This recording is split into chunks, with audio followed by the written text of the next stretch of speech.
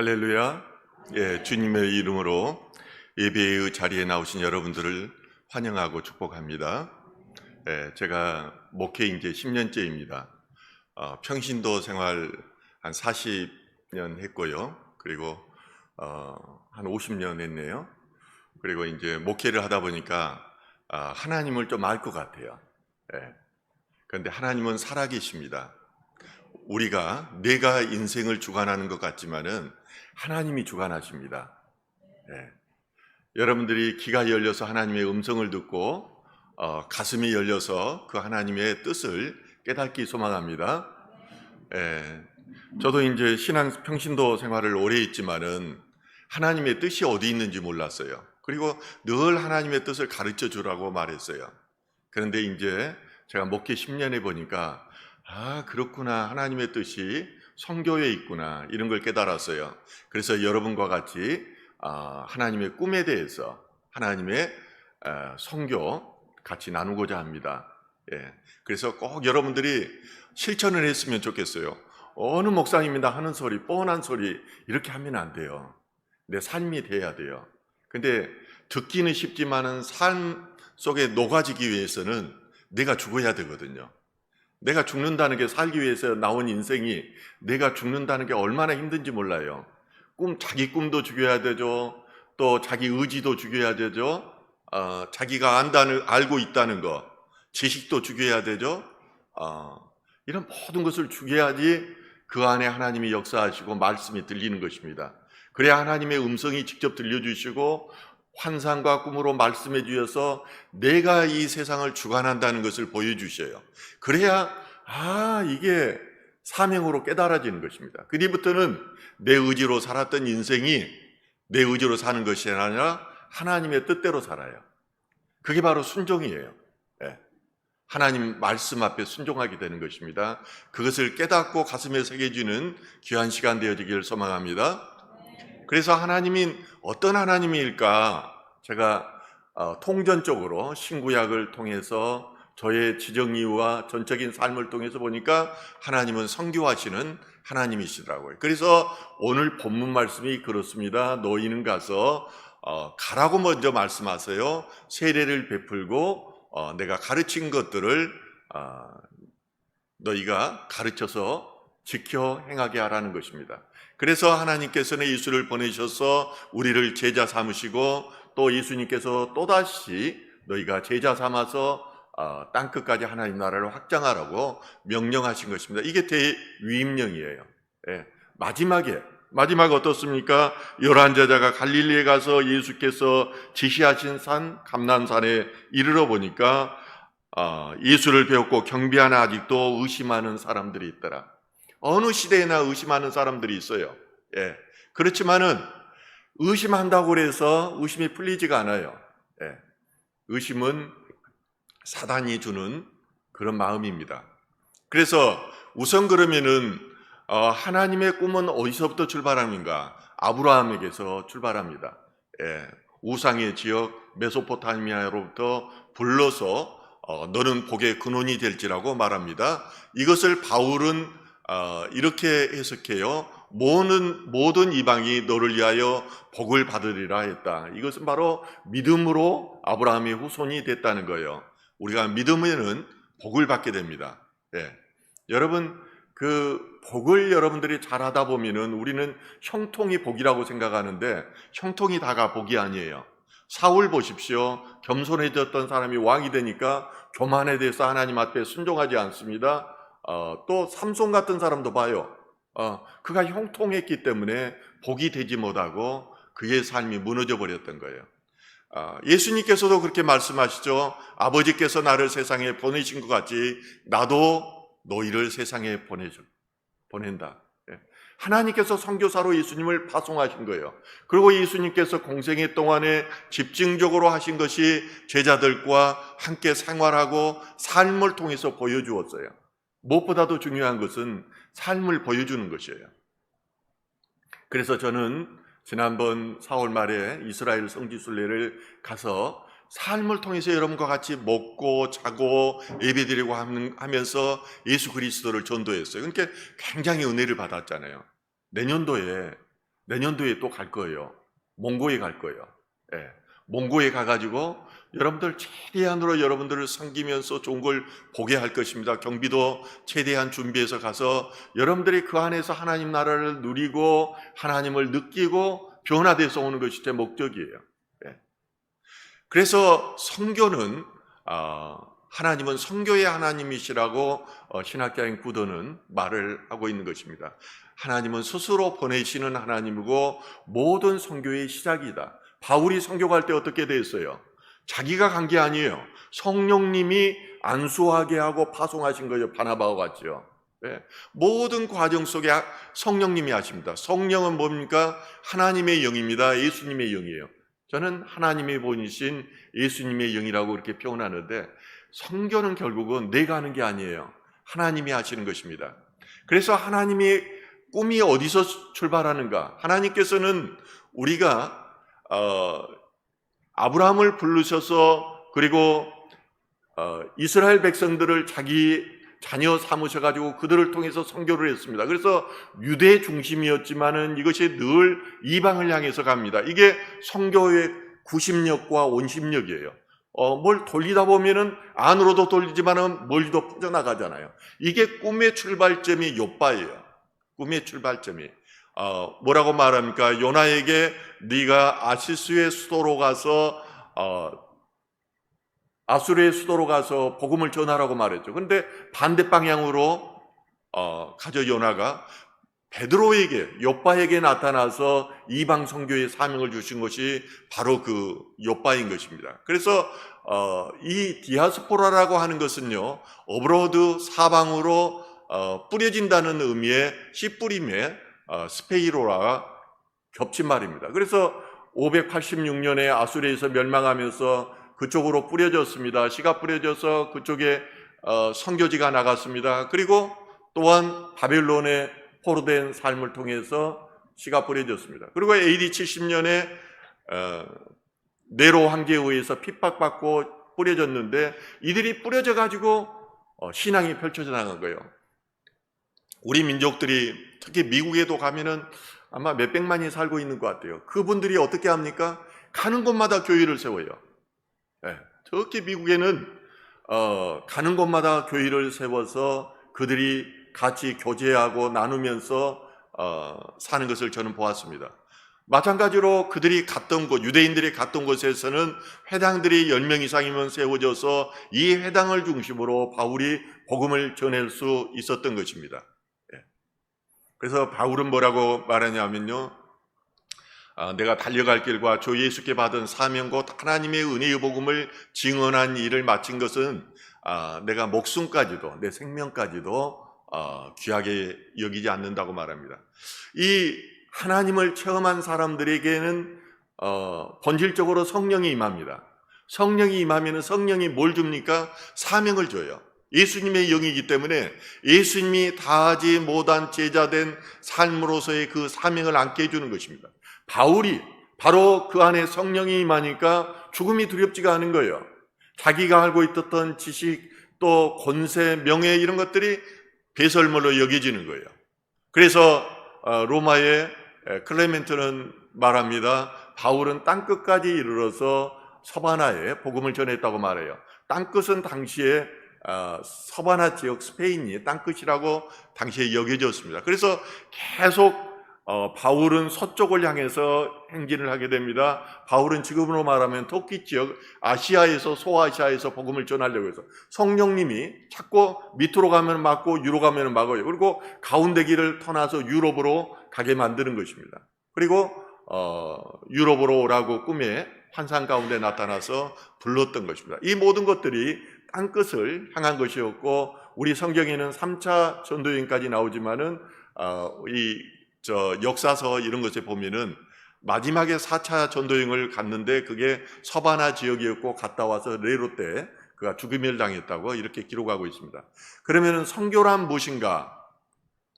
선교란 사람을 예수의 제자로 삼는 것이며 인간의 영혼을 복음에 접하게 하는 것뿐만 아니라 인간 생활 전역이 복음화되는 것을 말한다고 스토트는 말하고 있습니다. 예. 우리 삶이 복음화돼야 돼요. 예.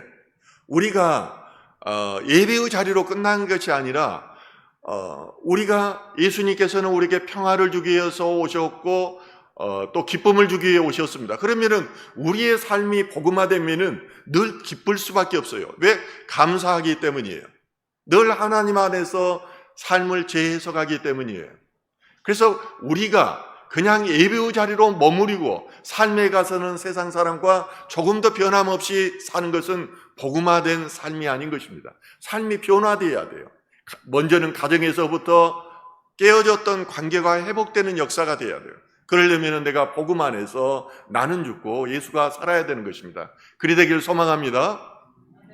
어느 경찰서장의 고백이 담긴 것이 있어서 제가 그것을 인용하고자 합니다. 너무 길어서 조금 줄였다는 점을 제가 말씀드립니다.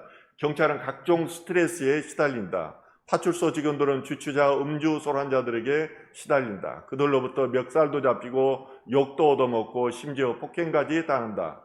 대항하면 독직 폭행, 직권남용죄로 오히려 당한다. 각종 안전사고, 살인이 발생하면 많은 변사자를 보게 되고 회의와 그리고 마음의 상처도 있게 된다. 그리고 취미생활과 또 종교생활도 하지 못한다. 집에 가면은 피곤하니까 자기 힘들다. 이런 내용들이에요. 여러분 공감되시죠? 저희 삶도 그랬어요. 저희 삶도. 어느 날 보니까 내가 이렇게 살아야 되는가? 내가 남의 눈을 의식하는 삶을 살아야 되는가? 심각하게 고민하게 되더라고요. 그리고 내가 되자. 제 3살짜리 손주가 있어요. 손주한테 윤재야, 너는 뭐가 되고 싶어? 그러거든요. 얼마 전에 물어봤어요. 그랬더니 3살짜리가 생각하더니 나는 윤재가 되고 싶어요. 그러더라고요. 네? 나는 윤재가. 나는 내가 되고 싶다. 손주들한테도 목사가 되라고 말하거든요. 그런데 윤재가 어떻게 저 3살짜리 말에서 그게 나올 수 있지? 우리는 하나님의 자녀들이에요. 나는 내가 돼야 해요. 하나님의 자녀가 먼저 돼야 돼요. 네. 우리가 세상에 경찰 생활하면은 내가 다 아는 것 같아요. 간접 경험을 통해서 아는 것처럼 착각해요. 그래서 경찰을 그만두고 나가면은 사기를 당해요. 나는 많이 봤어요. 제가 고소장도 뭐 청장 출신도 고소장 써달라고 그래서 제가 써준 적도 있고, 안다고 생각하니까 설마 남이 나를 속일 거라고 천만에요. 세상은 우리보다 훨씬 많이 알아요. 세상은요. 네. 세상은. 우리가 예수 그리스도 안에 있지 않으면은 퇴직에서도 이런 웰빙하는 삶이 아니라 정말로 세상 가운데 묻혀서 실패자가 되기 쉽다는 거예요. 그래서 저는 경찰 선교의 정의를 제가 해보았습니다. 제가 내린 정의입니다. 경찰 선교란 기독 경찰인과 그 가족들이 그들의 삶의 현장에서 자기 업무에 충실히 종사하면서 예수 그리스도의 제자로서 훈련받아 믿지 않는 불신자들에게 복음을 전함으로써 하나님의 뜻을 이루는 것이다. 먼저는 업무에 충실해야 돼요. 네.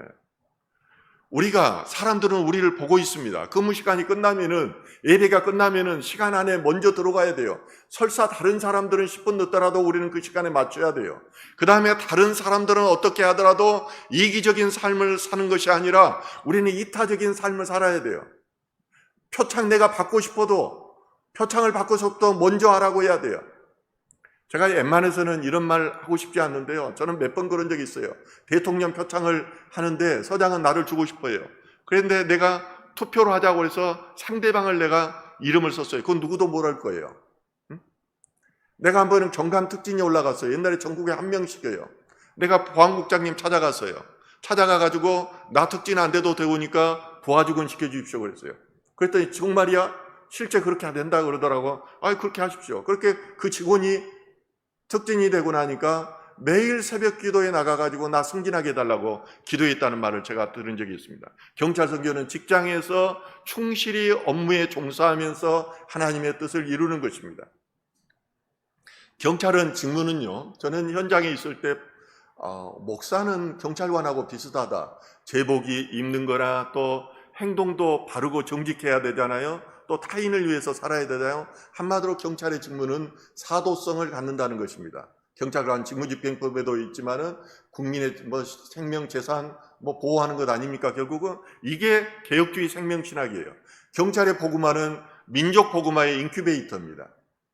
우리가 복음화되면은 세상에 공의가 있을 뿐만 아니라 민족이 복음화돼요. 그리고 국민이 행복하게 됩니다. 이것은 공의가 바탕으로 하기 때문입니다. 우리가 복음화돼서 바르게 하면은요, 얼마든지 큰 영향력을 경찰 할 수 있는 조직이 없어요. 법대로 하면은 경찰 할 조직이 없어요. 왜 검찰이 세진 줄 압니까? 법대로 하기 때문이에요. 저는 권력 메커니즘을 처음 전두환 씨 때부터 봤어요. 그 공안기관 회의에 제가 참석하면서 권력이 어떻게 흐르는가, 청와대 안에도 어떻게 권력이 흐르는가 저는 봤어요. 그 법적인 권력을 가지고 검찰이 커진 거예요. 경찰이 앞으로 법대로만 하면은 굉장히 강하고 힘센 조직입니다. 이렇기 때문에 이런 조직이 복음화된다면은 민족 복음화만이 아니라 땅끝 선교의 비전이 이루어지는 것입니다. 저는 경찰 선교의 전략을 세 가지로 봅니다. 이것은 바울의 선교를 통해서 얻은 저의 교훈을 통해서 얻은 것입니다. 바울은 저는 성경을 읽을 때마다 이가 율법주의적 기본 질서를 수호하는 경찰관이 사상 경찰이었다고 보는 것입니다. 그래서 바울에서부터 저는 영향을 많이 받습니다. 그는 성령을 의지하는 선교를 하였습니다. 이것만 하더라도 제가 시간이 없어요. 자들은 제자 잡는 선교를 했어요. 루스트라에서 돌에 맞아 죽었다고 생각했는데 땅에 던져졌지만 성령의 인도하심으로 살았어요. 이고니온으로 바로 갑니다. 성경에 보면은 저는 깜짝 놀랐어요.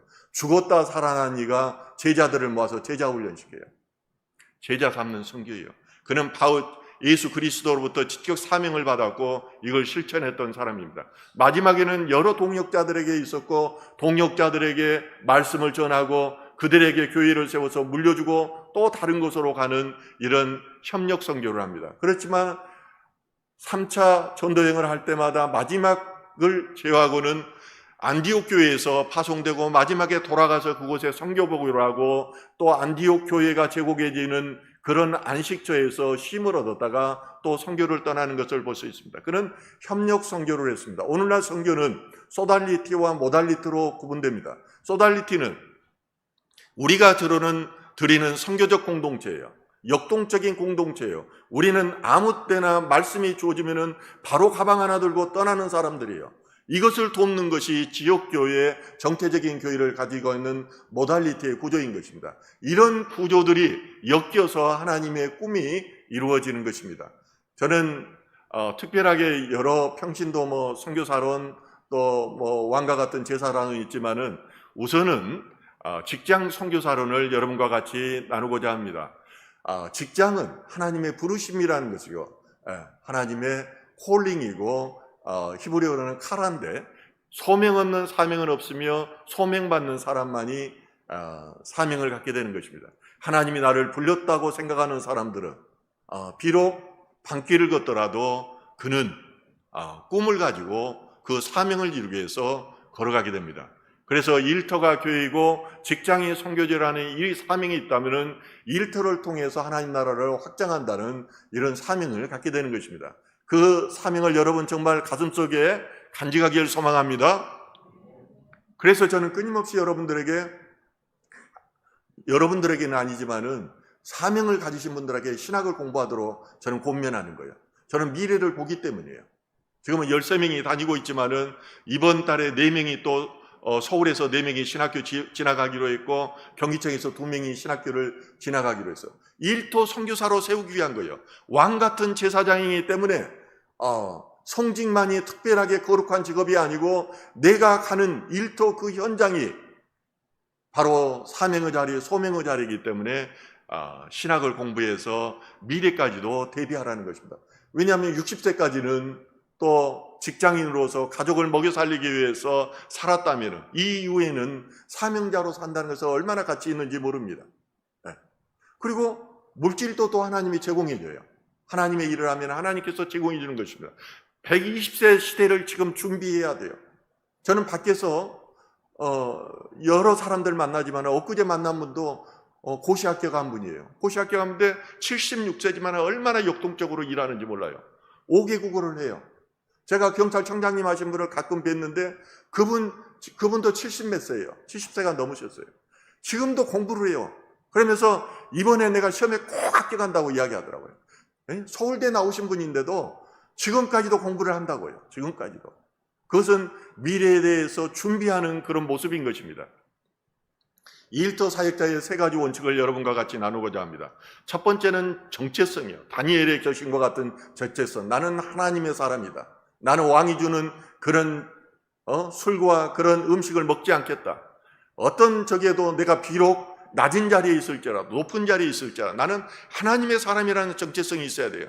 제가 미국 브레이튼 경찰청장을 만났을 때 순경이었는데 안내하신 분이 순경이었어요. 그런데 내 이 순경이라는 직업에 대해서 얼마나 자존감이 강한지 저는 아주 놀랐어요. 그리고 청장하고 대화를 하는데 눈높이가 같아요. 두 번째는 융화입니다. 하모니를 잘 이루어야 되는 거예요. 할 수 있거든 너희는 모든 사람과 더불어 화목하라고 말씀하십니다. 직장 안에서 화목하지 못하면은 빛과 소금의 역할을 이루지 못해요. 일터 선교의 핵심이 빛과 소금이에요. 그런데 그걸 못하면은 손가락질하니까 믿으면 비웃어요. 직장에서 많이 그런 것을 저는 보았고 지금 현재도 일어나고 있어요. 제가 엊그제 만났던 그 사업하시는 분도 그러더라고요. 내가 비즈니스를 해보니까 큰 비즈니스를 내가 많이 해봤고 지금도 많은 큰 비즈니스를 하고 있다. 그렇지만은 기독교인들이 더 비즈니스를 못한다. 더 이기적이더라. 세 번째는 영향력이에요.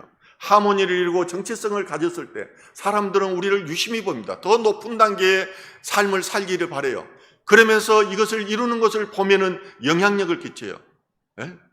제가 그 초임 때인데 1년밖에 안 됐는데 우리 직원이 1년밖에 안 됐는데 오래되신 분한테 돈을 빌려달라고 했어요. 그때 큰 돈도 아니었어요. 몇백만 원이었어요. 근데 그분이 뭐라고 말하느냐면은 지춘경 씨가 빌려주라고 하면 빌려주겠다고 그러더라고요. 그래서 나한테 그 말을 해요. 이 선배인데, 나는 이제 경찰 1년밖에 안 됐는데. 그래서, 선배님 좀 빌려주십시오. 그랬더니 빌려줬어요.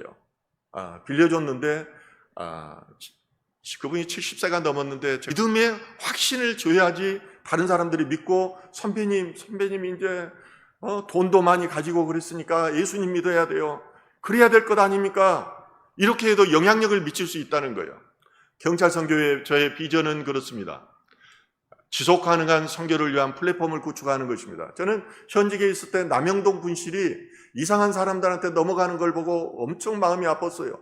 3,000평이 넘어요. 저는 군인들하고 친했기 때문에 군인들하고 콘도에 많이 놀러 다녔습니다. 군인들 콘도 어디 장군들하고 가면은 콘도가 자체가 70평이에요. 통영에 있는 콘도는 70평이더라고요. 보통 25평이에요. 경찰 선교는 그렇지는 못하잖아요. 저는 기독 경찰들만이라도 이런 것을 웰빙할 수 있는 공간을 마련해 주고 싶어요.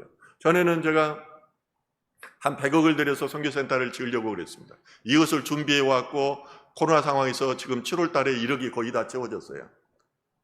보이지 않는 속에서 1억이 채워졌어요. 그런데 누가 건물을 2개를 지었다고 해서 내가 보러 가자고 그랬어요. 한 곳을 갔더니 100억이고 이건 얼마냐고 하니까 300억이 돼요. 그런데 300억짜리를 보고 나니까 이 100억짜리가 안 보여요. 그래서 그 자리에서 우리 손잡고 기도합시다. 하나님, 저 이건 마음에 드는데 경찰 선교센터로 써야겠습니다. 주십시오. 제가 그렇게 이야기했어요. 네. 그래서 불과 얼마 전 일인데 제가 그래서 이것을 돈 있는 분한테 제안을 했습니다. 이걸 사주십시오. 그리고 모든 걸 그대로 줬어요. 오케이 해주겠다 그러는 거예요. 네. 저는 이렇게 말을 하지만은 사람이 거짓말하는 게 아니라 돈이 거짓말합니다. 그렇지만은 이 말 속에는 나는 1단계, 2단계, 3단계 설사 이 사람이 안 사주더라도 내 단계별로 다 계획이 서 있어요. 하나님께서 분명히 해준다는 것을 나는 믿어요. 그래야지 신학한 사람들이 여기서 일을 할 수가 있고 플랫폼을 만들어서 기독경찰의 생태계가 이루어지는 것입니다. 두 번째, 저는 경찰 선교를 해서 북한 선교와 세계 경찰 선교를 꿈꾸고 있습니다. 저는 9월 달에 티켓팅 해놨는데 7명이 아프리카 선교를 갑니다. 굉장히 전에도 한번 10여 년 전에 아프리카 선교 갔는데 굉장히 열악합니다. 땅 위에서 자야 되고 저 눈을 한번 잊을 뻔했어요. 철저하게 눈이 찔려가지고. 그때 하나님이 베드로전서 그때 1장 5절인가요? 그걸 읽으라고 딱 보여주더라고. 그런데 그 말씀을 보니까 내가 너를 도우리라 걱정하지 말라는 거예요. 네. 그래서 저는 계속해서 경찰 선교를 해서 땅끝 선교 그리고 재정이 마련되어 주면은 그 사람들을 한국에 초청해서 선교를 또 하는 거예요. 1명이든 2명이든 선교가 되어지는 것이라면은 어디든지 할 것입니다. 마지막에는 전인적 치유를 위한 힐링 센터라는 것입니다. 제가 보니까 경찰관들이 너무 아파 있어요. 기본적인 자살률의 2배 이상입니다. 고유용군입니다. 여기에 대해서 누구도 고민을 안 해요. 파출소에 가보면 얼마나 자존감이 낮아진 사람들이 많은지 몰라요. 괴로워하면서도 누구 하나 신경을 조직이 써주지 않아요. 이들을 위해서 태촌에 7,000평의 땅이 준비되어 있고 힐링센터를 건립하도록 지금 추진하고 있습니다. 그러면 경찰성교회 여러분들이 충분하게 힘을 얻고 거기에서 예수 그리스도를 만나는 그런 일들이 일어날 줄 믿습니다. 여러분, 저의 꿈과 함께 같이 가실 거죠? 네. 하나님이 아세요. 네. 하나님이 아세요. 제가 보니까 처음 오자마자 제가 선교센터 지어야 된다고 하니까 누가 그러더라고요. 왕 되려고 한다고.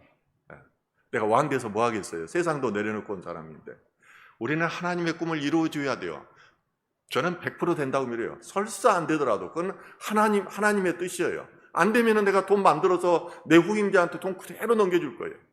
분명히 이건 돼야 되고, 그래야지 우리 기독교가 부흥하고 그것을 통해서 계속해서 나갈 수 있습니다.